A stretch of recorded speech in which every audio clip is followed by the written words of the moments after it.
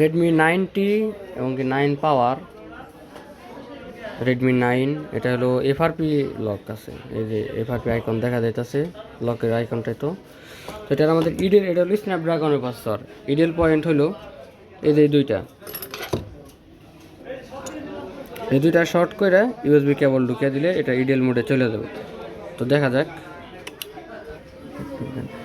এই যে এটা প্রথমে ব্যাটারি কানেকশন খুইলা, এই যে কানেকশন দিলাম, আবার রিকানেকশন কইরা, তারপরে যেখানে ইউএসবি কেবল ঢোকানোর মতো এইখানে ধইরা এই দুইটা শর্ট করিয়া, এই দুইটা শর্ট করলাম, দুইটা শর্ট কইরা এই ইউএসবি কেবল ঢুকিয়ে দিলাম।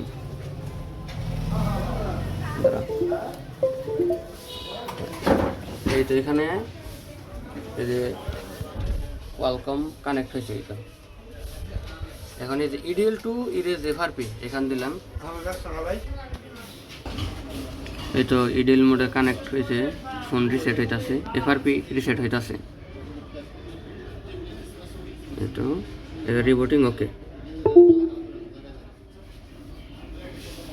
তো এটা ওপেন হোক, সেট আপ করি ফোনটা, তারপরে দেখা যাক। ফোন ওপেন হয়েছে, এখন সেট আপ করি। বাংলাদেশ, এখন কিন্তু আমাদের এফআরপি এখানে যে একটা লকের আইকন ছিল ওটা নাই, এই যে ওয়াইফাই স্কিপ দিলাম।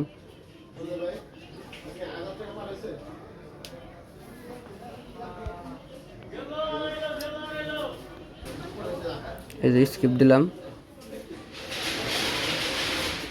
Set up.